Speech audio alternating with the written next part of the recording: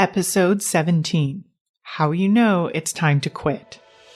Welcome to Clinicians Creating Impact, a show for physical therapists, occupational therapists, and speech-language pathologists looking to take the next step in their careers and make a real difference in the lives of their clients.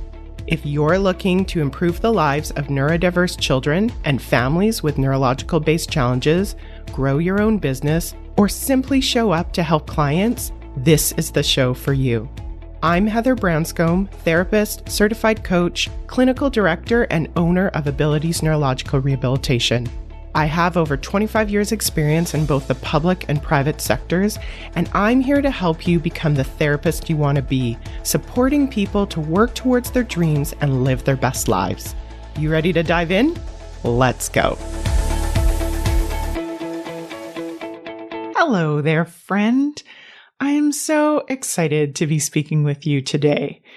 And I have to say, obviously part of this excitement is recording episodes. This is quickly becoming one of my most favorite times of the week.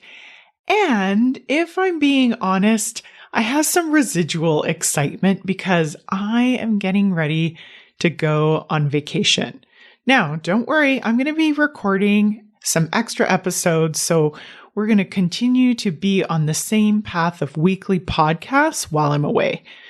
And I have to say, batching episodes and even talking about batching episodes makes me feel like a real podcaster. I mean, I do understand I am a real podcaster. The fact that you are listening to this podcast means that I'm a real podcaster, but just saying things like I'm going to batch some episodes, I don't know, somehow leads to some legitimacy for me. And I've had some people really ask me why I'm doing this podcast. And I just want to clarify, if I haven't done it well enough already, I'm really doing this podcast because fundamentally, I love clinicians. I'm so grateful for the profession that I have, and so much of my gratitude comes from the amazing people that I've been able to work with over the years. So this is really just me giving back. And obviously there are some other outside opportunities that have already occurred by doing this podcast as kind of a natural byproduct. But I just want to say this is so much less important to me than to deliver content to professionals that I so enjoy working with. So again, thank you for being on this podcast journey with me, especially for listening today. I do want to say, if you are finding value, the best way that you actually can thank me is to go and rate and review this podcast on whatever podcast listening app or device you are using it on. And even better, if you can share it with a colleague that you think could benefit, I would love that. And again, thank you to so many of you who are doing that already. So today's episode comes from a social media post, and funny enough, it has been one of my most viewed posts. I have some thoughts about why. I'm not really sure that I'm ever going to understand why, but it has definitely been a more popular reel on my social media. I take that to mean that it has some kind of value for you as the podcast listener. So I wanted to take the time today to share the information that I shared there and also expand on it. Now, if you aren't following me on social media, I go by Heather Branscombe, all one word, .coaching on Instagram. If you just search my name, there's really not a lot of Heather Branscombes in the world, fun fact. So you will probably find it. So follow me there to hear some of these topics sooner. And if you have questions about it, let me know. I am always happy to DM with you. And then as I learn more about these questions, I love the idea of taking these questions to the podcast and expanding on them if I think you might benefit from hearing more. Now, maybe our parents or grandparents' generations thought differently, but I want to start by making the assumption today that no one trained in their chosen clinical career, at least these days, with the thought that they would work in one place for the rest of their career. Now, I do know in my class, there happened to be 35 people. I was one of a 35-person class. I actually do know of one person in my class today who is still working for the same place that he started with, again, more than 25 years ago. And I think that's amazing. If you know me or my class, you probably know who this is. If not, it doesn't even matter. Just know he is an amazing clinician, and I'm so grateful that he has found his home for the last 25 years. But I also think it's amazing because it really is the exception 25 years later. The truth is, most of us are going to change positions over our career. Sometimes for more of those external situations, because maybe your partner has a new job, there's a change in your family status, or something else. And then there's times where those circumstances are more internal. So I want to talk today about those specific kind of situations and help you to decide for yourself when it's time to change your position and quit, and maybe one reason why you might not want to. Now, I get that I could be biased here because, again, I'm not only a clinician, I'm a clinical director and a clinic owner. And I do want this information for every clinician, including the ones that work for me. So let's talk about it. The first reason that you might know that it's time to quit is when your values aren't aligned with the organization you're working for. Values can sound sometimes soft, sometimes fluffy, but I really want to offer you they really can make or break your work experience. I really noticed that a lot for myself and how our core values are so important at Abilities in the middle of the pandemic. And I like to say proudly that we hire to our values, we train to our values, and we really even fire to these core values. Now, not everybody is going to have explicit core values, especially as an organization, hung up on a wall. And I want to say you really can get a sense of what an organization's core values are by how people operate and the overall culture of the organization. It's why at Abilities we spend so much time thinking about values when we hire, because I know as a clinical director and as the owner, we eliminate so many issues by being very clear and then checking in for those core values. So you might want to decide what your core values are. You may never have even thought about that, especially about what your core values are as a clinician and how they match or how they might not match with your current situation. I want to say, even if you're working for yourself, there could be times when you are inadvertently working against your own core values. Doesn't that blow your mind to think about? I know that that can be true. In terms of my own experience, the core values of Abilities are my core value. And obviously, it would be weird if it wasn't. Again, as the founder, clinical director, CEO, all the roles that I have, it would be weird if it wasn't that way. But even with that being said, I've noticed that there are times where I myself was behaving in ways that were against my own values. So, for example, one of our core values at Abilities is to respect and value people. And what I've noticed in the past, I was trying to think of if this has happened recently, and I'm happy to say that it hasn't happened recently, although it doesn't mean that it might not happen again, but it's definitely happened in the past. When there are times when I want things done in a hurry, I can definitely see that there has been times where I am prioritizing the timeliness over the value of respecting and valuing people and their perspectives and sometimes their timeline. When I say that, I'm not saying that I don't expect things to be done in a timely way. That's not really what I'm talking about. It's when even in a timely way doesn't feel timely enough for me, that's my own indication that I'm going against one of my own core values. So if your core values are fundamentally different than where you work, and if you don't have the opportunity to influence or to change them, as to being like a solopreneur or a clinic owner or some other kind of management, then I do want to offer that it might be time to quit. So the second reason that you might know that it's time to quit is that you see no opportunity to grow. Now, when I say grow, some people may decide that they don't want to grow, and that's totally okay. Also, I want to say growth is relative. Growing could mean to you growing your clinical skills, growing in your capacity to serve people, growing in a leadership way.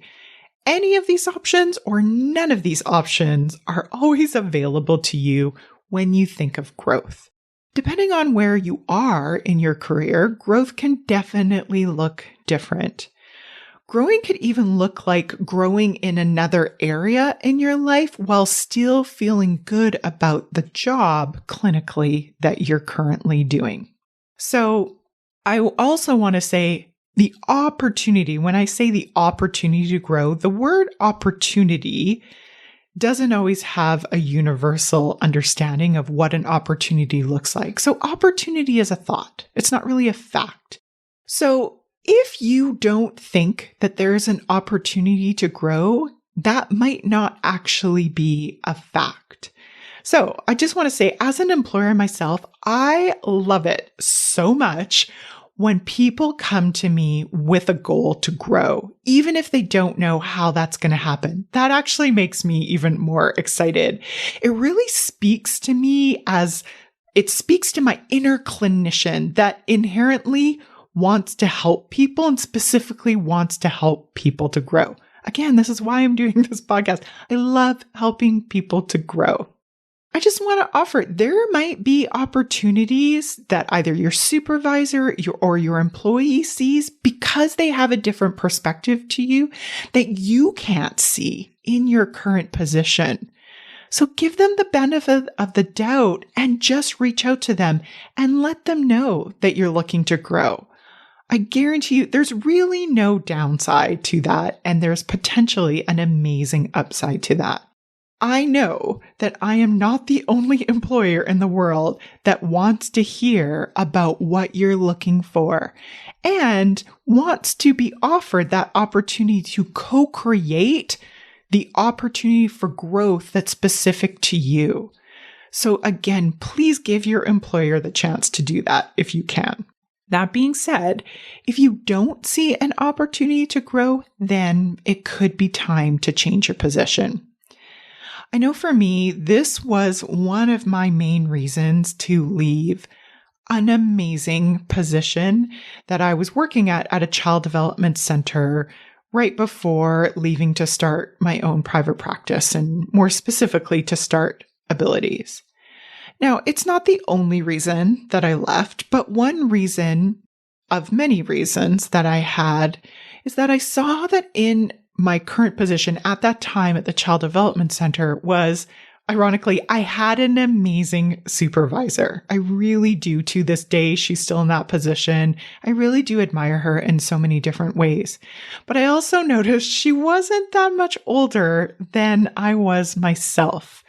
And so I knew at the same time I loved leadership, and I really wanted that to be part of my career going forward. So for me, starting my own clinic allowed me to get the growth I was looking for, which was one of the many reasons I decided to leave my position at that child development center, even when it was amazing in so many other ways. So the third reason that you might know that it's time to quit is that the needs of the job are no longer meeting your needs. There are definitely times that the position that you have no longer meets the needs that you have for the rest of your life. And it could have met your needs at the time, but things change. It could be a new goal outside of work. Again, it could be a family change or something else.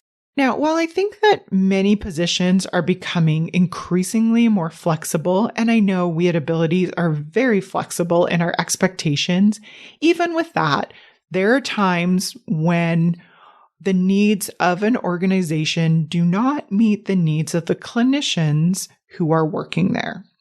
So you really do get to decide what you need in a job, and you get to express those needs to your employer. And then your employer gets to decide if that works for them. And if it doesn't, then it might be time to quit and to move on. So one example that I can think about in my career is there was a time that I loved this opportunity so much that I actually commuted to this clinical opportunity an hour each way. And fun fact, you may already guess it. If you haven't, that's totally fine too. That was before I had kids. And then after I had my first child, I really decided that that didn't fit my family needs for childcare. So I decided to change my position. Now, again, it was nothing about that first position, and it was everything about my commuting needs. So as I conclude this, I do want to say there's one thing that I want to offer that isn't a great reason to quit. And that's that the thought that you might have that things are better somewhere else than where they are right now in your current position. Now, again, this is whether you work at Abilities or whether you don't work at Abilities. To me, this can be a version of shiny object syndrome, and I get it. I've even thought it myself. It's also of that same flavor of the grass is greener somewhere else. It is so easy to think about how another job could be better. And I'm not even saying that sometimes that isn't true. But what we fail to see in those kind of situations, that in life and even other jobs, there is this concept of the 50-50. Meaning that 50% of our life is going to be awesome and 50% of our life is going to be some version of awful. So there could be different and amazing things about this new job that you're looking at, as well as less amazing things that are different in the new job as well. There is no position that is all daisies and roses and unicorns. I'm here to tell you that just doesn't exist, even in my own job. And when I'm talking to clinicians about starting with us, I clearly know as I'm talking to us, I am living and working in my dream job. Again, it should be my dream job. I'm the owner. I have ultimate control over what's happening. And it doesn't mean that my job doesn't have that 50-50 aspect to it as well. Some days aren't always amazing, but the days that are amazing are well worth it. And the parts that are challenging, that's part of my work, is to work on that. The fun thing is if you do move to a job because you think that things are going to be better somewhere else than where you are now, is you actually get to move your brain and your brain's thought patterns when you go to a new job. So the meaning that your brain makes in one position that might not be serving you, or these thoughts that your brain is giving you that might not be serving you, are some of those same thoughts that eventually it's going to make and those connections that it's going to create in the new job. And this is exactly why when we have a new staff member that comes on board and they are overall, like it almost feels like overexcited when they start with us with Abilities, I'm truly thankful for that. And I don't take too much stock in it. I don't mean to think that they're lying about that. I believe truly that they are feeling everything that they're feeling, and eventually they too will see that there are pros and cons about every single position, including working for yourself, working for others, and including working for Abilities.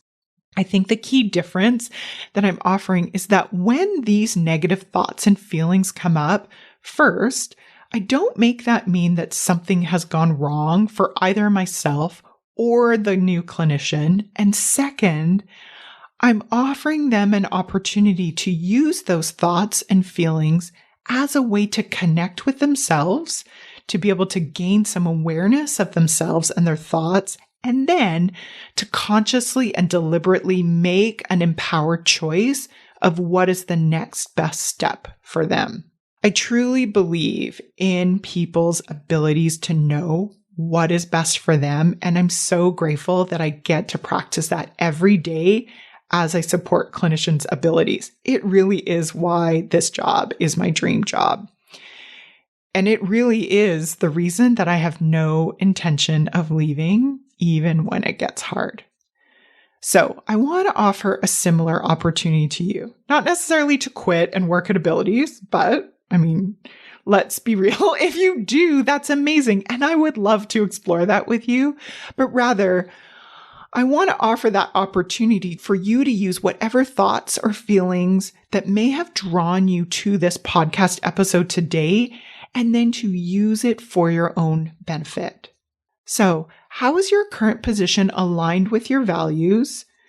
How is it aligned with the ways you want to grow next and the overall needs of the job? And given that awareness, what do you want to do about it? I can't wait to see what you do next and the impact that you create with this information. Let me know how it goes, and I will see you soon. Bye for now. If you enjoyed today's show and don't want to worry about missing an episode, you can follow the show wherever you listen to your podcasts.